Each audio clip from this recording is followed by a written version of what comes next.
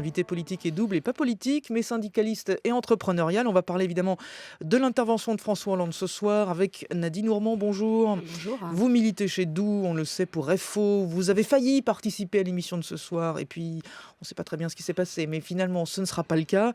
Bonjour Ruxou Paris. Bonjour. Votre entreprise s'appelle Siri ou Suris. Is, voilà. Vous faites des hologrammes, mais vous êtes bien là. Vous faites des hologrammes pour les billets de banque et pour les passeports biométriques, tous les deux ensemble, donc avec Jean-François Killy, bien sûr, et Guy Birenbaum. Nadine Ourmand, on commence avec vous. Bonjour. Bonjour. Attention à ce que vous allez dire parce que vous avez un patron devant vous. Finalement, votre éviction, Un méchant patron. un vilain patron. Finalement, votre éviction aura été rentable, Nadine Ourmand. Vous êtes devenue célèbre, peut-être plus que si vous étiez passé ce soir à la télé, sur la 2, face à François Hollande. Oui, je pense que c'est le président de la République qui a créé le buzz de lui-même. Voilà, en voulant m'évincer de l'émission. Vous dites que c'est lui, vous ? Ah mais moi je signe, je dis que c'est lui. Si le président n'aurait pas eu son mot à dire, c'est bizarre quand même parce que j'ai eu des échanges avec les journalistes depuis le mois de février, des contacts, des reportages ont été faits et le président, à une semaine de l'émission, me dit qu'il ne peut plus avoir ce face-à-face. Donc dites-moi pourquoi le travail a été fait avec les journalistes, tout s'est mis en place et que ça s'arrête comme ça à une semaine. Donc il y a bien quelqu'un qui a quand même communiqué. Mais vous expliquez ça comment, vous ? Pourquoi ? Tout simplement, peut-être que Nadine Ourmand, elle a un franc-parler. Peut-être que Nadine Ourmand l'aurait interpellée. C'était l'objectif de mon intervention sur la loi travail. El Khomri. Alors justement, qu'est-ce qu'elle lui aurait dit, Nadine Ourmand, puisqu'elle est là et qu'elle a la possibilité de lui dire « Parlez au président ». Allons-y. Alors, Nadine Ourmand... À distance, hein ? À distance, Oui. oui, mais je souhaite peut-être que le président, il a toujours le temps de me rappeler d'ici ce soir. Peut-être que ça peut se faire. Moi, je suis toujours partante pour participer à cette profitez émission. du micro là. Voilà. Alors, moi, je l'aurais tout simplement interpellé, notamment sur cette loi du travail, qui a quand même derrière des interrogations, notamment sur la hiérarchie des normes. C'est-à-dire qu'aujourd'hui, tout salarié dépend d'une convention collective et qu'aujourd'hui, dans des entreprises, suffit qu'il y ait des personnes qui signent un accord, et dans cet accord-là, vous pourrez négocier en deçà de la convention collective. Loi édulcorée depuis la première version quand même.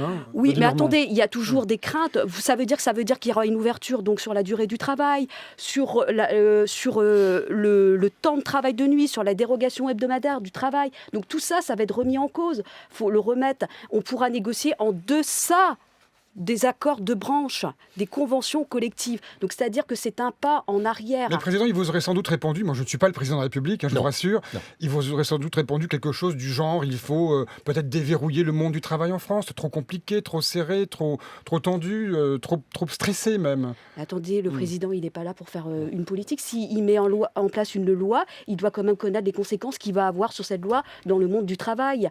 On ne peut pas dire aujourd'hui au président, vous mettez en place une loi et vous ne savez pas les conséquences qu'il va avoir. Donc vous lui aurez dit quoi ? Revenez sur cette loi, changez tout ? Oui, là actuellement, il faut le retrait de cette loi. Il faut d'abord négocier. Il faut aussi prendre en compte l'intérêt des salariés. Et là, on est en train de détruire le Code du travail que je rappelle quand même a été construit depuis 1906. Nadine Ourmand, qu'est-ce que vous retenez des 4 années écoulées pour vous ? Quelle est la principale promesse de 2012 qui n'a pas été honorée ? Eh bien, écoutez, moi, je reprendrai l'intervention à son congrès qu'il avait tenu à Bourges de mémoire. C'était janvier 2012. Moi, président, je m'attaquerai à la finance. Ça, c'est le Bourget, Bourget, vous voulez dire. Bourget. Le discours du Bourget, mon ennemi, c'est la finance. Oui. Donc ça, vous lui reprochez Oui, parce qu'en fin de compte, on n'a su faire que des cadeaux au MEDEF. Moi, je dis aujourd'hui, Gattaz, c'est le plus heureux aujourd'hui. En fin de compte, tous les salariés se font avoir. Et derrière, Gattaz, il a eu 41 milliards d'euros, pacte de responsabilité. Il devra avoir des contreparties. Et ces contreparties, elles sont où ? On devait créer de l'emploi. Mais attendez, on détruit tout. On détruit tout. Et de plus, ce président, il n'est pas le représentant des Français, il est le représentant de Bruxelles. D'accord, Bruxelles.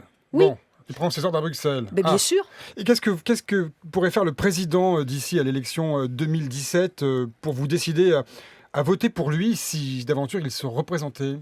Qu'est-ce qu'il pourrait faire encore dans les mois qui restent pour vous convaincre ? Dans les mois qui restent, attendez. Alors la première chose qu'il peut faire, c'est retirer ce projet de loi.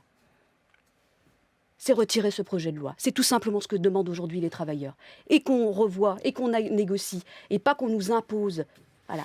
Nadine Normand, c'est la loi travail effectivement qui cristallise en ce moment, mais vous l'avez lâché quand, François Hollande, en fait? Parce que vous ne l'avez pas lâché il y a 2 mois avec la loi El Khomri, ça date de bien avant, non? Ça date derrière d'un parcours syndical au niveau de mon entreprise. Je pense qu'il y a des choses qui ont été dites, il y a des choses qui n'ont pas été faites. Ça m'aurait intéressé parce que l'émission répondait tout à fait, le titre, des paroles et des actes. Alors parce que c'était ça. C'est plus. C'était plus. Mais attendez, c'est bizarre quand même, ça change quand même d'émission parce que moi, quand on m'a pris. C'est dialogue citoyen. Hein. Oui, ça fait plus chic, si vous voulez, parce qu'on dit qu'on va donner la parole, en fin de compte, aux citoyens. Mais non, parce que tout est déjà verrouillé. Alors, mais vous regardez quand même ou pas ce soir? Bien sûr que je regarde. Ah, quand même. J'ai prévu de réagir aussi. Vous serez chez vous en Bretagne, vous allez piaffer sur votre canapé. Hugues Soupari, vous venez d'entendre Nadine Normand, les cadeaux au MEDEF, le vilain patron, c'est jackpot pour vous, ce qui s'est passé en France depuis le début du quinquennat, apparemment? Alors, moi je vous rassure, je ne suis pas au MEDEF, je suis un entrepreneur totalement indépendant avec mes propres convictions, mes propres idées et mon entreprise que je fais fonctionner tous les jours. Donc, entreprise de 300-400 salariés. Nous sommes 400 dans le monde et 275 à Marne-la-Vallée, donc en région parisienne. Et vous faites du hologramme, hein, c'est ce qu'on retrouve sur les billets de banque, les passeports, c'est du haut de gamme. Hein. C'est ça, c'est une entreprise, à la fois une entreprise de technologie, une entreprise industrielle, puisqu'on fabrique des produits en France, on les exporte dans une centaine de pays. Donc c'est une entreprise qui est rentable, qui est en croissance, innovante, et on a fait à peu près 15% de croissance moyenne sur les 5 dernières années. Donc c'est une entreprise, on peut dire, qui marche bien. Bon, chez vous, ça va, quoi. Chez nous ça va, mais ça pourrait aller beaucoup mieux.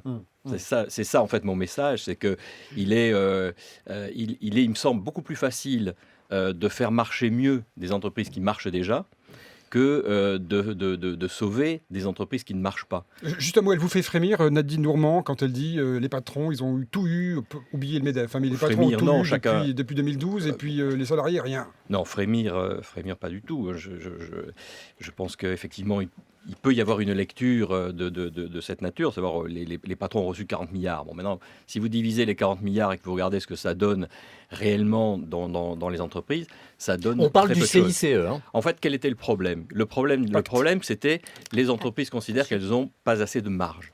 Les entreprises françaises n'ont pas assez de marge. Je connais quelqu'un qui a une entreprise qui est à peu près de la même taille en France et en Allemagne. En gros, le différentiel de marge entre la France et l'Allemagne, c'est 10%. Bon, le CICE, si vous le remettez au bout du bout, ça fait 1-2% d'augmentation des marges pour les entreprises. Qu'est-ce que vous voulez faire avec 1 ou 2% alors que vous avez 10% de différentiel concurrentiel ? Vous avez touché de l'argent du CICE, vous, M. Soupari, ou pas ? Tout petit peu. Ce que j'en ai fait, je l'ai mis dans la croissance de l'entreprise de façon générale. Nous, on investit de toute façon tous les ans. Donc, comme il est dit qu'il faut investir, nous, de toute façon, ça ne change pas la vie. On continue à investir. Mais la loi El Khomri, dont il était question à l'instant avec Nadine Normand, elle vous convient, vous ? Parce qu'elle a changé quand même depuis le départ. Hein. Alors, ce qu'on pourrait dire côté une vision de patron, si vous voulez, de la loi travail, c'est que dans un premier temps, la loi qui a été proposée, on pouvait considérer qu'elle allait un petit peu dans le bon sens. Elle ne résolvait pas tous les problèmes, mais elle allait quand même un petit peu dans le bon sens. Ce qu'il en reste, ça sert pour nous à rien. Pour une fois qu'on est d'accord, je vous invite à venir avec moi voir Hollande. Il ne reste quasiment plus rien dans cette loi qui puisse nous faire progresser. Pas pour les mêmes raisons. Qu'est-ce qu'on veut, nous, de quoi un patron a besoin aujourd'hui ? Il a besoin essentiellement de flexibilité. On a besoin de pouvoir, dans ces entreprises, créer les entreprises qui gagnent. C'est-à-dire qu'on a besoin de pouvoir, à tout moment, restructurer une entreprise dans le positif, parce que même les petites avancées qu'il y avait dans cette loi, elles étaient toujours pour protéger les entreprises qui n'allaient pas bien. Et protéger le salarié. Mais c'est la même chose. Non. C'est ça qu'il faut comprendre. Vous créez de la précarité. C'est ça qu'il faut comprendre une bonne fois pour toutes. C'est ce qui est bon pour les entreprises et bon non seulement pour les salariés, mais bon pour les chômeurs qui vont avoir du boulot. Parce que quand on fait des lois pour protéger les salariés et qu'on ne tient pas compte de la possibilité de créer des emplois si les entreprises étaient plus agiles, à ce moment-là, on fait effectivement de la protection des gens qui ont un emploi et on ne fait rien pour les gens qui n'en ont pas. Nous, on dit il faut que les entreprises soient plus agiles, il faut qu'elles puissent embaucher sans peur de débaucher, de façon à créer des emplois pour ceux qui n'en ont pas. Monsieur Soupary, quelle question précise vous poseriez à François Hollande s'il était en face de vous ? Moi, je lui poserai une question très précise qui est: est-ce qu'un jour, un homme politique pourra changer le code du travail pour créer ce que nous on appelle le contrat unique, c'est-à-dire un contrat uniquement en CDI, plus de CDD, mais un contrat unique avec progression des droits pour les salariés. C'est-à-dire que vous rentrez dans une entreprise en CDI et au fur et à mesure que vous restez dans cette entreprise, eh bien, vous avez des droits au cas où le contrat soit rompu, avec donc un vrai contrat de travail qui est un contrat entre l'entreprise et le salarié et qui prévoit les conditions de rupture de ce contrat. Ce n'est pas prévu, à tout moment. Donc ça veut dire qu'aujourd'hui, un salarié travaille et demain, suivant votre situation, l'entreprise va mal.